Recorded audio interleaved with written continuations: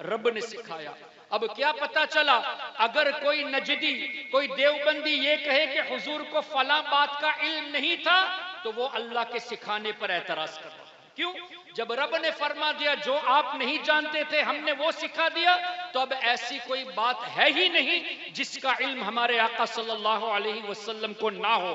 اور اگر کوئی اس پر اعتقاد رکھتا ہے کہ حضور کو آج بھی فلاں چیز کا علم نہیں، تو وہ اللہ کے سکھانے پر اعتراض کرتا ہے۔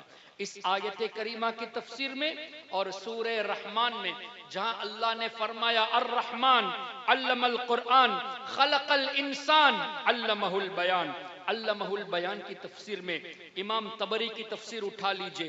خاص کر میں علماء کرام کی توجہ چاہوں گا، اس لیے نہیں کہ یہ نہیں جانتے، بلکہ اس لیے کہ میں یہ دیکھ رہا ہوں کہ عوام غور سے سننا پسند نہیں کرتی۔ میں بھی میری باتیں آپ کو سمجھ میں نہ آتی ہو، بٹ ناٹ این ایشو، جو بھی باتیں ہوگی قرآن اور حدیث کی روشنی میں ہوگی۔ مفسرون فرماتے ہیں جن میں سے ایک امام طبری ہے جن کا وصال ہجری 310 میں ہوا۔ کب کے بزرگ؟ 1100 سال پہلے کے بزرگ۔ امام بغوی جن کا وصال ہجری 516 میں ہوا، 900 سال پہلے کے بزرگ۔ امام فخر الدین رازی جن کا وصال ہجری 606 میں ہوا، 850 سال پہلے کے بزرگ۔ امام جلال الدین سیوطی جن کا وصال 911 ہجری میں ہوا، 500 سال پہلے کے بزرگ۔ تو ہم نے 500 سال، 800 سال، 1000 سال، 11 سال پہلے بزرگوں کی باتیں آپ کے سامنے رکھنی ہے۔ یہ مفسرون فرماتے ہیں وَعَلَّمَكَ مَا لَمْ تَكُنْ تَعْلَمْ کے تحت اور علمہ البیان کے تحت کہ اللہ تعالیٰ نے حضور علیہ السلام کو علم علم الاولین والآخرین، تمام اولین کا علم بھی اللہ نے سکھا دیا اور تمام آخرین کا علم بھی اللہ نے سکھا دیا۔ کیا پتا چلا؟ حضرت آدم علیہ السلام کے دور سے لے کر آج تک، آج سے لے کر قیامت تک جتنے بھی انسان دنیا میں ہیں، جتنے بھی جنات ہیں اور جتنے بھی فرشتے ہیں، ان سب کا علم اللہ نے اپنے حبیب صلی اللہ علیہ وسلم کو سکھا دیا۔ اور مزید مفسرون فرماتے ہیں ما کان وما سیکون الی یوم القیامہ، اللہ نے حضور علیہ السلام کو وہ تمام چیزیں سکھا دی جو ہو چکا، اور قیامت تک جو ہونے والا ہے وہ سب بھی اللہ نے اپنے حبیب کو سکھا دیا۔ اور مزید مفسرون فرماتے ہیں وَضَمَائِرُ الْقُلُوبِ، لوگوں کے دلوں میں کیا ہے وہ بھی اللہ نے حضور کو سکھا دیا۔ تو ہمارے دلوں کے ارادوں سے بھی ہمارے آقا صلی اللہ علیہ وسلم بخوبی واقف ہیں، اور اس پر اور بھی احادیث شاہد ہے۔ کیا نبی پاک صلی اللہ علیہ وسلم نے اس طرح ارشاد نہیں فرمایا من زارنی متعمدا کان فی جواری یوم القیامہ، جس کا مفہوم یہ کہ جو مدینہ شریف اس ارادے سے آئے کہ میری زیارت کو آ رہا ہے، تو جو اس ارادے سے آئے میں کل وہ بروز قیامت میرے پڑوس میں رہے گا۔ اب حضور نے فرمایا جو میری زیارت کے ارادے سے آئے he will be besides me on the day of judgment، وہ میرے پڑوس میں رہے گا۔ ایک اور حدیث پاک ہمارے آقا صلی اللہ علیہ وسلم ارشاد فرماتے ہیں من جاءنی زائرا لا تعمله حاجة الا زیارتی کان علی حقا ان اکون له شفیعا یوم القیامہ، او کما قال علیہ الصلاۃ والسلام، جس کا مفہوم یہ کہ جو میری زیارت کو آئے اور اس کے علاوہ اور کوئی مقصد نہ ہو، صرف مقصد یہ کہ وہ میرے لیے آ رہا ہے، میں کل بروز قیامت اس کی شفاعت کروں گا۔ تو دو باتیں، ایک تو جو خاص کر میرے لیے آئے گا وہ میرے پڑوس میں رہے گا، اور جو خاص کر میری زیارت کو آئے گا میں اس کی شفاعت کروں گا۔ اب روزانہ ہزاروں کی تعداد میں حضور کی بارگاہ میں حاضری دیتے ہیں، رمضان شریف کے مہینے میں، حج کے ایام میں لاکھوں کی تعداد میں لوگ حاضری دیتے ہیں۔ کوئی بزنس کے ارادے سے جاتا ہے، کوئی مسجد نبوی میں نماز پڑھنے کے ارادے سے جاتا ہے، کوئی کسی سنی کو مشرک کہنے کے لیے جاتا ہے کہ یا رسول اللہ نہ کہا جائے، اس طرح ادب سے صلاۃ و سلام نہ پڑھا جائے۔ اور کچھ مسلمان نیک لوگ ایسے ہوتے ہیں جن کا ارادہ یہ ہوتا ہے میں تو حضور کے لیے جا رہا ہوں، میں تو حضور کی زیارت کو جا رہا ہوں۔ تو ہمارے آقا نے جب یہ فرمایا جو اس ارادے سے آیا میں اس کی شفاعت کروں گا، اس کا مطلب حضور جانتے ہیں کہ کون کس ارادے سے آ رہا ہے۔ کون کس ارادے سے آ رہا ہے، کون کاروبار کے ارادے سے آ رہا ہے، کون کسی کو روکنے کے لیے آ رہا ہے اور کون میرے لیے آ رہا ہے، یہ وہی فرما سکتے ہیں جو سب کے دلوں سے واقف ہو۔ تو قرآن اور حدیث کی روشنی میں ہمارے آقا صلی اللہ علیہ وسلم ہمارے دلوں کے احوال سے بھی واقف ہے۔ پھر اس پر اگر کوئی اعتراض کرے، جیسا کہ ابن تیمیہ نے اپنے زمانے میں ان حدیثوں پر الزام لگایا اس طرح کہ یہ حدیثیں موضوع ہیں، یہ حدیثیں ضعیف ہیں، اس وقت سیدنا امام تقی الدین سبکی شافعی رحمت اللہ علیہ جو اپنے وقت کے مجدد تھے، انہوں نے ابن تیمیہ کا رد کیا اور اس کے رد میں ایک کتاب تحریر فرمائی جس کا نام ہے شفاء السقام فی زیارت خیر الانام۔ نام بھی کتنا پیارا ہے، حضور علیہ السلام کی بارگاہ کی زیارت یہ بیماروں کے لیے شفا ہے۔ شفاء السقام فی زیارت خیر الانام کب کے بزرگ ہیں؟ 700 سال پہلے کے بزرگ ہیں، اور ایسے ہی بزرگوں کے نقش قدم پر چلتے ہوئے سیدی سرکار مفتی اعظم ہند مصطفیٰ رضا خان رحمت اللہ علیہ نے فرمایا اس در کی حضوری ہی اس یہاں کی دوا ٹھہری، اس در کی حضوری ہی اس یہاں کی دوا ٹھہری، ہے زہر معاصی کا طیبہ ہی شفا خانہ۔ تو حضور علیہ السلام کی بارگاہ کی حاضری یہ بیماروں کے لیے شفا ہے، گناہوں کے لیے بخشش کا ذریعہ ہے۔ تو نبی پاک صلی اللہ علیہ وسلم نے جب یوں ارشاد فرما دیا کہ میری زیارت کو آنے والے کی میں شفاعت کروں گا، اس کا مطلب ہمارے آقا سب کے دلوں سے واقف ہے۔ اب اس پر کوئی اعتراض کرے تو ان کے سامنے ایک حدیث پیش کر دینا، اور یہ حدیث صحاح ستہ میں 3 کتابوں میں مذکور ہے۔ حدیث کیا ہے؟ حضور علیہ السلام فرماتے ہیں کہ کل بروز قیامت حجر اسود جو کعبے میں نصب کیا ہوا ہے، حجر اسود اس شان سے آئے گا کہ اس کی ایک زبان ہوگی اور 2 آنکھیں ہوگی۔ اور حدیث کا مفہوم حضور علیہ السلام فرماتے ہیں حجر اسود ہر اس شخص کی شفاعت کرے گا جو اخلاص سے اس کو چوما ہو۔ تو حجر اسود کو 1400 سال سے مسلمان بھی چوم رہے ہیں، منافقین بھی چوم رہے ہیں، کفار بھی چوم رہے ہیں، آج بھی مسلمان چوم رہے ہیں، آج بھی کفار چوم رہے ہیں، منافق صفت لوگ بھی چوم رہے ہیں، قیامت تک مسلمان چومیں گے، لیکن شفاعت تو مسلمانوں کی ہوگی۔ حجر اسود شفاعت تو مسلمانوں کی کرے گا، اس لیے کہ جنتی تو مسلمان ہے۔ تو حضور علیہ السلام نے جب یہ ارشاد فرما دیا کہ حجر اسود اخلاص سے ہر اس شخص کی اخلاص سے چومنے والے کی شفاعت کرے گا، اس سے کیا پتا چلا اللہ تعالیٰ نے حجر اسود کو بھی علم دیا ہے کون ایمان کی حالت میں دنیا سے گیا، تبھی تو وہ مسلمانوں کی شفاعت کرے گا۔ لیکن کسی بھی نجدی نے، کسی بھی دیوبندی نے اس حدیث پر اعتراض نہیں کیا کہ جنتی پتھر یہ کیسے جان سکے کہ کون ایمان سے مرا، جنتی پتھر کو کیسے معلوم، اس پر کبھی کسی نے اعتراض نہیں کیا۔ یہی بات ہمارے آقا کے بارے میں کہی جاتی ہے کہ حضور ہمارے دلوں کے حال سے واقف ہے، تو فوراً اعتراض کرنا شروع کر دیتے ہیں۔ کیا پتا چلا جنتی پتھر سے کوئی پرابلم نہیں، مالک جنت سے ان کو ایشو۔ حضور علیہ السلام کے تعلق سے بغض ہے تو ایسے لوگوں سے دور رہنے کی ہمیں ضرورت ہے۔ پھر نبی پاک صلی اللہ تعالی علیہ وسلم ارشاد فرماتے ہیں ایک حدیث پاک جو بخاری شریف میں ہے، دیگر کتب احادیث میں بھی ہے۔ نبی پاک صلی اللہ علیہ وسلم ایک مرتبہ وصال شریف کے چند دن پہلے شہداء احد کی بارگاہ میں تشریف لے گئے۔ اب شہداء احد کی بارگاہ میں جانے کا مطلب یہ نہیں کہ حضور فیض لینے گئے، بلکہ ان کو فیضیاب کرنے کے لیے تشریف لے گئے۔ حضور علیہ السلام نہ جاتے تو مزارات پہ جانا سنت کیسے ثابت ہوتا؟ ہمارا حضرت شاہ عبد الغنی رحمت اللہ علیہ کی بارگاہ میں حاضری دینا یہ اس لیے ہے کہ حضور علیہ السلام نے صحابہ کرام کی قبروں کی زیارت فرما کر یہ بتا دیا کہ اللہ کے نیک بندوں کی زیارت کرنا یہ میری سنت میں سے ہے۔ تو حضور علیہ السلام تشریف لے گئے، اور پھر حدیث میں آیا ہے کہ حضور علیہ السلام ممبر پر تشریف فرما ہوئے۔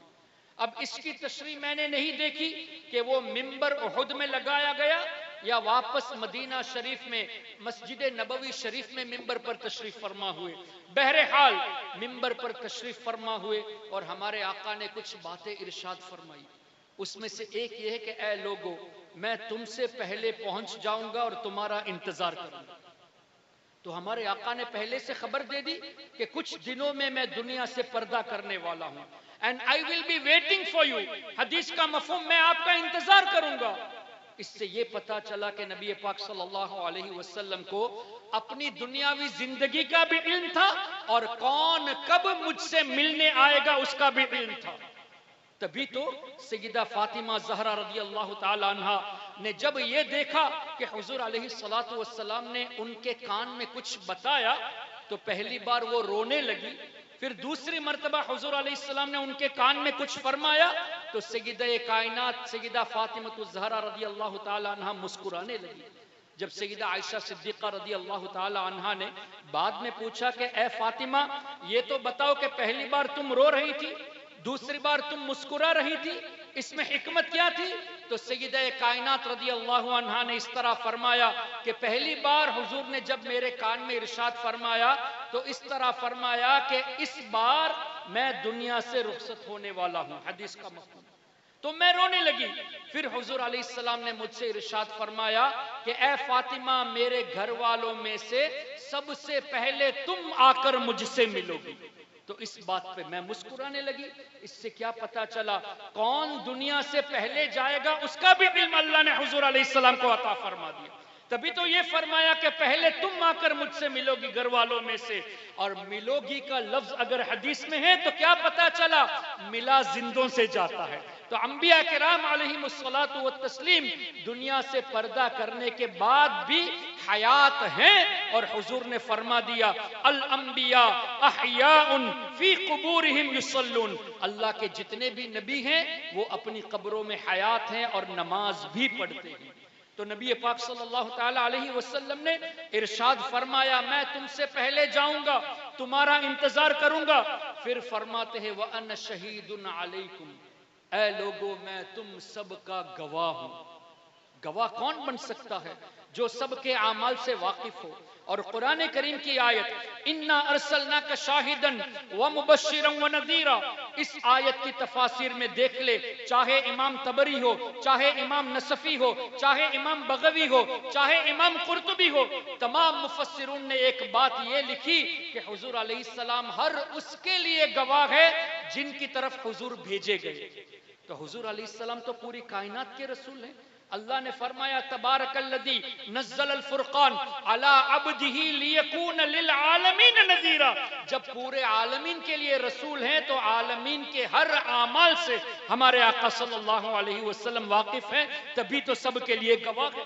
تو حضور علیہ السلام ہمارے اس عمل کو بھی دیکھ رہے ہیں اور حضور علیہ السلام تمام مخلوق کی تمام اعمال سے واقف ہے تبھی فرمایا وَأَنَا شَهِيدٌ عَلَيْكُمْ. پھر آگے حضور ارشاد فرماتے ہیں انی بے شک واللہ اللہ کی قسم لَأَنْظُرُ ضرور میں دیکھتا ہوں. اس وقت ضروری ہے یہ بھائی.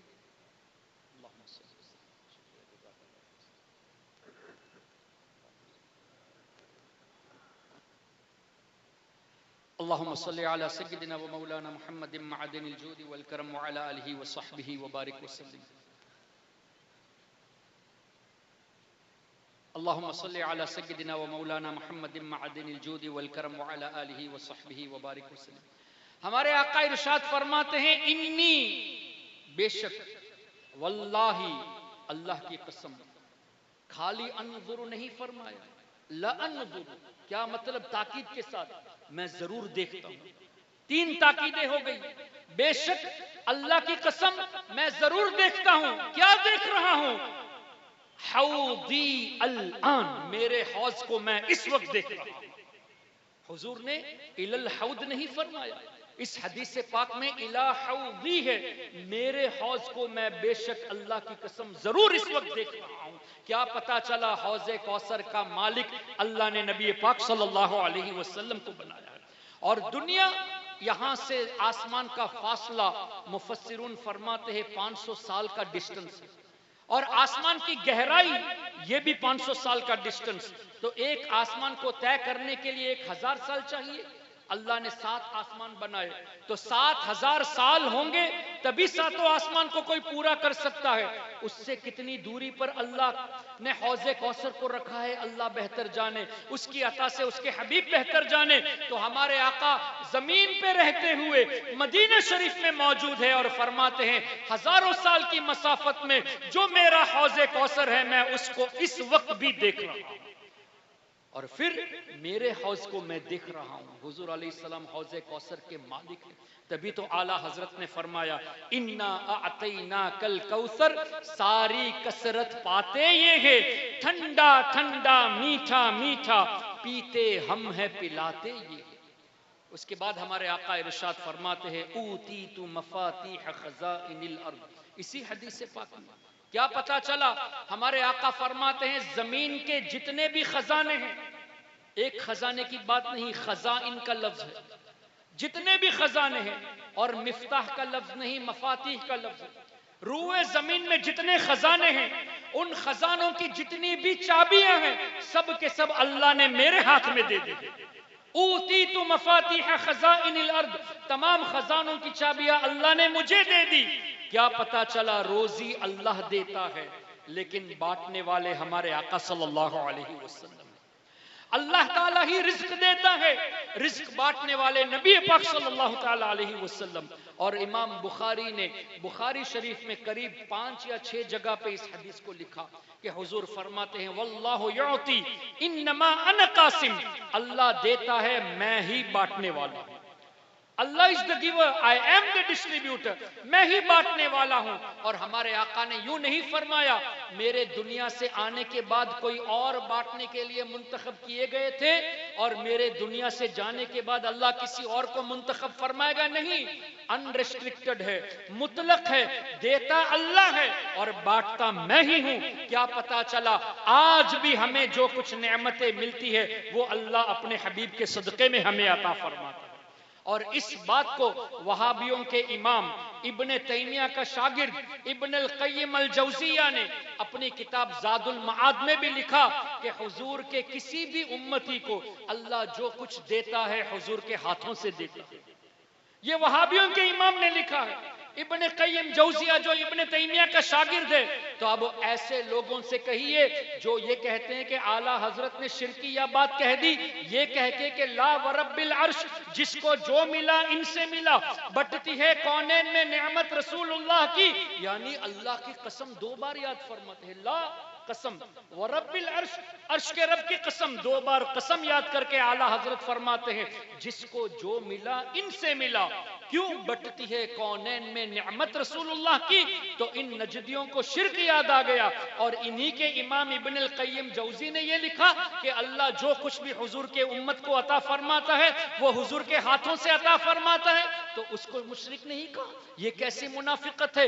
اپنے امام کی بات آئے تو خاموش اور دوسروں کی بات آئے، ہمارے بزرگوں کی بات آئے تو شرک کا فتویٰ لگا دیتے ہیں. تو اب واضح ہو گیا سیدی اعلیٰ حضرت نے یہ اشعار اپنی طرف سے نہیں فرمایا بلکہ حدیث کی روشنی ہی میں فرمایا.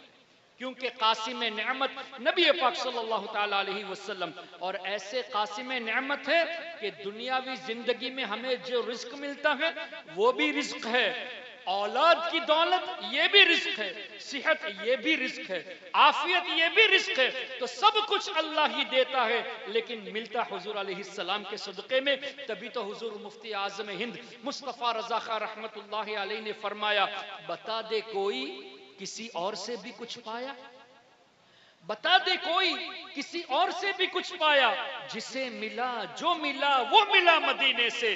اور مزید فرماتے ہیں وصل مولا چاہتے ہو تو وسیلہ ڈھونڈ لو، کیوں بے وسیلہ نجدیو ہرگز خدا ملتا نہیں. تو یہ تو دنیاوی زندگی کی بات ہوئی کہ اولاد، رزق، روزی، صحت، عافیت. ارے حضور علیہ السلام آخرت کی نعمتیں بھی عطا فرماتے ہیں. جنت کے مالک بھی ہمارے آقا صلی اللہ علیہ وسلم ہے. کیا حدیث میں نہیں آیا کہ حضور علیہ السلام نے 10 مبشرہ کو جنت کی بشارت دے دی؟ کتنے صحابہ کرام کے بارے میں گارنٹی دے دی، جیسے فرمایا کہ کون ہے جو اس کنویں کو خریدے اور مجھ سے جنت لے لے؟ حضرت عثمان غنی رضی اللہ عنہ نے خرید لیا تو حضور علیہ السلام نے جنت کی گارنٹی بھی عطا فرمائی۔ اور حضرت ربیعہ رضی اللہ تعالیٰ عنہ کا واقعہ تو بہت ہی مشہور ہے، صحیح مسلم میں، صحیح بخاری میں حدیث موجود ہے کہ حضور علیہ السلام کی خدمت میں جب لگے تھے تو حضور نے فرمایا سل، مانگو۔ حضرت ربیعہ نے کیا مانگا؟ یا رسول اللہ جنت میں آپ کی رفاقت مانگ رہا ہوں۔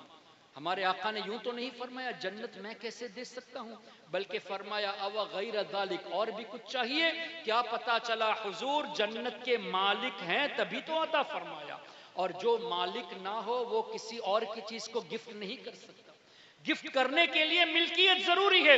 حضور علیہ السلام جنت دیتے ہیں، اس کا مطلب اللہ نے حضور کو مالک بنا دیا، تبھی تو اعلیٰ حضرت نے فرمایا میں تو مالک ہی کہوں گا، میں تو مالک ہی کہوں گا کہ ہو مالک کے حبیب، یعنی محبوب و محب میں نہیں میرا تیرا۔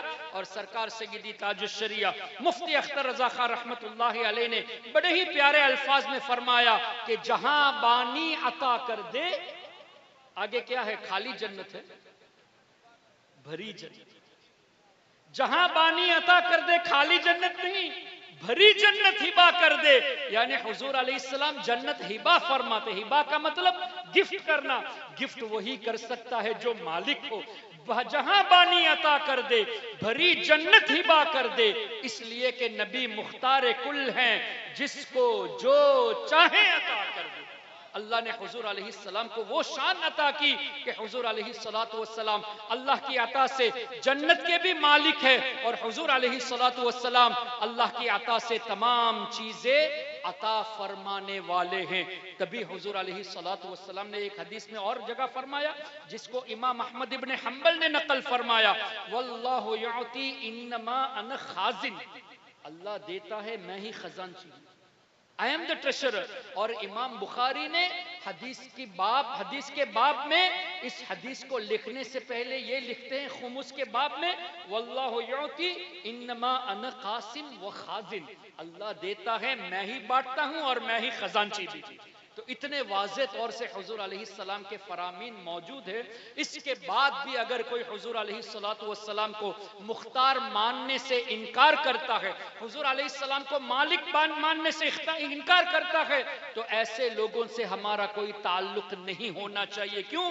قرآن کے خلاف وہ جا رہا ہے، حدیث کے خلاف وہ جا رہا ہے۔ اس لیے ضرورت اس بات کی ہے کہ ہم عقائد اہل سنت کو سیکھیں، اور صرف عقائد اہل سنت کا بیسک نہیں سیکھنا، بلکہ آج کل کے نجدی، دیوبندی، شیعہ، قادیانی، ان لوگوں کے اعتراض کو بھی سیکھے اور ان کے جواب کیسے دیے جائے اس کو بھی سیکھا جائے۔ اس سلسلے میں ہم سب کے لیے ضروری ہے کہ علماء اہل سنت موجود ہے، ہمارے سرکار سید انس میاں صاحب موجود ہے، ان کی نگرانی میں میں آپ سے گزارش کروں گا کم سے کم ہفتے میں 1 گھنٹہ نکالیے۔ ہفتے میں 1 دن کی بات نہیں کر رہا، ہفتے میں صرف 1 گھنٹہ نکالیے اور بہار شریعت کا جو پہلا چیپٹر عقائد پر ہے اس کو مکمل پڑھنے کی کوشش کیجیے۔ یہ مت سوچنا کہ میرے پاس ٹائم نہیں ہے، 24 گھنٹے ایک دن میں، 7 دن میں 150 سے زیادہ گھنٹے ہو چکے، وہ 150 سے زیادہ گھنٹوں میں سے 1 ہی گھنٹے کی بات ہے۔ Just an hour out of 164 hours۔ آپ کو کیا کرنا ہے؟ ان علماء کی بارگاہ میں حاضری دینا ہے، اور آپ ان سے کہیں گے مجھے عقیدہ پڑھائے تو ہرگز منع بھی نہیں کریں گے، یہ خوشی سے آپ کو پڑھائیں گے۔ بہار شریعت کے پہلے چیپٹر میں اللہ تعالیٰ پر کیسے ایمان رکھا جائے اس کو سیکھیے، نبیوں پر کیسا ایمان رکھا جائے اس کو پڑھیے، فرشتوں کے تعلق سے کیا ایمان ہونا چاہیے، جنت اور جہنم کے تعلق سے کیسا ایمان ہو، اور اسی طرح آخرت کے بارے میں کیسا ایمان ہو، حضور کی شفاعت کے تعلق سے کیسا ایمان ہو، اور بد مذہبوں سے کیسے بچا جائے، یہ تمام ٹاپکس آپ ان علماء سے سیکھیں۔ 3 مہینے میں بہار شریعت کا پہلا چیپٹر پورا ہو جائے گا۔ 1 گھنٹہ دیں گے تو 1 مہینے میں 4 کلاسز ہو جائیں گی، 3 مہینے میں 12-13 کلاسز ہو جائیں گے، 3 مہینے میں آپ بہار شریعت سیکھ لیں گے۔ لیکن اس کے بعد ختم نہیں کرنا، پھر ان علماء کے بارگاہ میں ادب سے حاضری دے کر کہنا کہ حضور اب ہمیں وہابیوں کے اعتراضات بھی تو سکھا دے، دیوبندیوں کے عقائد بھی سکھا دے، کہ کیسے اشرف علی تھانوی نے ہمارے آقا کی شان میں گستاخی کر دی. اس طرح کے حضور کا علم اگر باز ہے تو اس میں کون سی خصوصیت ہے؟ معاذ اللہ، ایسا علم تو اللہ نے جانور کو بھی دیا ہے، بچوں کو بھی دیا ہے، پاگل کو بھی دیا ہے. یہ بھی آپ سیکھیے، اس لیے سیکھیے کہ کل کوئی دیوبندی آپ سے بات کرنے آئے تو آپ اس کو جواب دے سکیں. قاسم نانوتوی نے یہ لکھا کہ حضور کے بعد کوئی نیا نبی آ سکتا ہے، یعنی نبی کے آنے کا امکان بتایا. یہ بھی آپ سیکھیں گے تبھی کسی دیوبندی کو چپ کرا سکیں گے. اور ان لوگوں نے تو رب کو بھی نہیں چھوڑا. رشید احمد گنگوہی نے، خلیل احمد امبیٹوی نے یہ لکھ دیا کہ معاذ اللہ ہمارا رب جھوٹ بولنے پر بھی قادر ہے. اللہ کو جھوٹا، اللہ کی صفت میں جھوٹ کو شامل کر دیا. ان باتوں کو بھی جانیے تاکہ کل کوئی دیوبندی، آج آپ کے پڑوس میں دیوبندی آ چکے ہیں، کل آپ کے علاقے میں نہ آ جائے. تو آپ کے اولاد کو بچانا ہے تو ان کے اعتراضات کو بھی سنیے اور اس کا جواب کیسے دیا جائے اس کو بھی جانیے. اور اس کے بعد غیر مقلدوں کے، نجدیوں کے، وہابیوں کے اعتراضات جو آج کل کرتے ہیں، جیسے حضور کو اللہ نے غیب کا علم نہیں دیا، اس کا جواب بھی علماء سے سیکھے. اللہ نے حضور کو حاضر و ناظر نہیں بنایا، اس کا جواب بھی علماء سے سیکھے. اور اس کے علاوہ میلاد شریف پر جو اعتراض کرتے ہیں تو آپ کے اوپر ضروری ہے کہ اس کے جوابات کیسے دیے جائے. بس آخر میں ایک بات، سرکار پیر پیرا، میر میرا، شاہ جیلا حضرت سیدنا شیخ عبد القادر جیلانی رضی اللہ تعالیٰ عنہ کی ایک بات آپ کے سامنے پیش کر کے رخصت ہو جاؤں گا. ہمارے سرکار سیدنا غوث اعظم رضی اللہ تعالیٰ عنہ کی شان اتنی بلند ہے، اس پر حدیث سے ثابت کیا جا سکتا ہے، لیکن وقت کی کمی کو ملحوظ رکھتے ہوئے صرف واقعے پر اکتفا کرتا ہوں. حضرت شیخ عمر البزار رحمت اللہ علیہ، عمر البزار رحمت اللہ علیہ جو حضور غوث پاک کے خادم تھے. یہ سب بعد میں بھی ہو سکتا ہے نا، بیان کے دوران کیوں ڈسٹرب کرتے ہیں؟ اللہ سلامت. اللہم صلی علی سیدنا و مولانا محمد معدن الجود والکرم وآلہ وبارک وسلم. سیدنا شیخ عمر بزار رحمت اللہ علیہ جو غوث پاک کے خادم تھے، وہ فرماتے ہیں کہ میں ایک بار غوث پاک کے ساتھ جامع مسجد میں جمعہ کی نماز ادا کرنے کے لیے گیا اور میں نے دیکھا کہ اس دن کوئی بھی غوث پاک سے ملاقات کرنے کے لیے نہیں آیا. حالانکہ واقعہ ایسا ہوتا تھا کہ جب بھی غوث پاک جمعہ کے لیے تشریف لے جاتے تو عوام ٹوٹ پڑتی. علماء صلحاء غوث پاک کی بارگاہ میں آتے، دست بوسی کرتے، قدم بوسی کرتے، دعائیں لیتے. لیکن آج ایسا معاملہ تھا کہ میں نے دیکھا کہ غوث پاک تشریف فرما کے جامع مسجد تشریف لے جا رہے لیکن کوئی بھی قریب نہیں آیا. سرکار غوث پاک نے میری طرف دیکھا، حضرت عمر بزار فرماتے ہیں میری طرف دیکھا